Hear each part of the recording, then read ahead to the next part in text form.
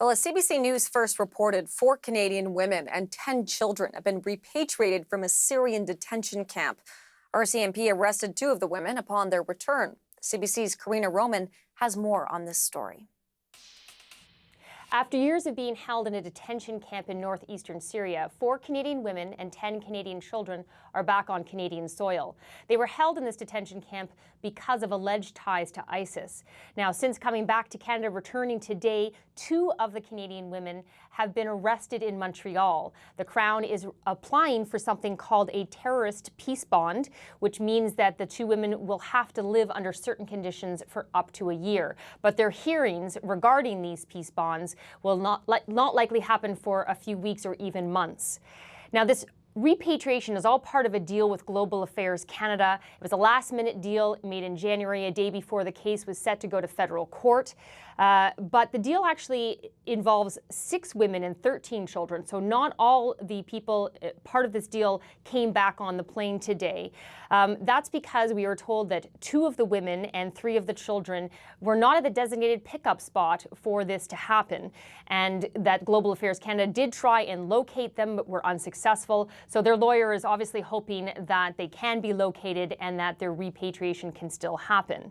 Here is part of a statement from Global Affairs Canada. The safety and security of Canadians both at home and abroad is our utmost priority.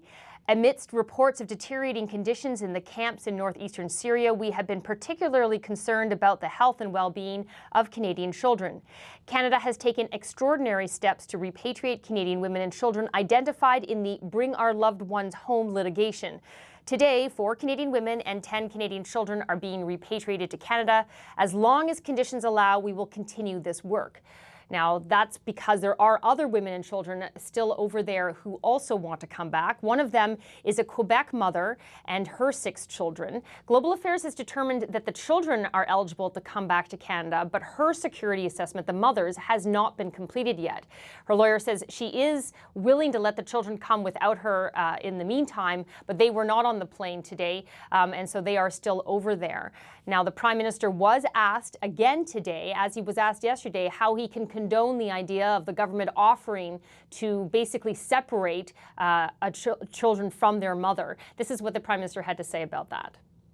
Canada will always take its responsibilities seriously to protect Canadians in difficult situations overseas, but also to make sure we're doing everything necessary to keep Canadians safe here at home.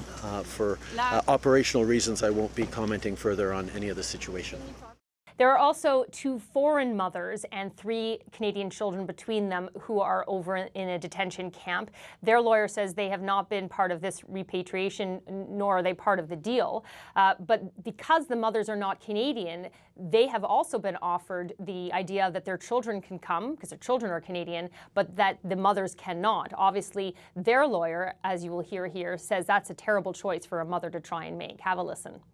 The offer here is to separate already extremely traumatized children from the sole provider that they've had. And I think what's important to note is the context here. These are not children that are going to school every day and then going to soccer practice at the end. And their lives are extremely difficult, and the relationship between mother and child is closer and more dependent than in any other circumstance that I can imagine, which I think simply increases the trauma which would result in separation between mother and children.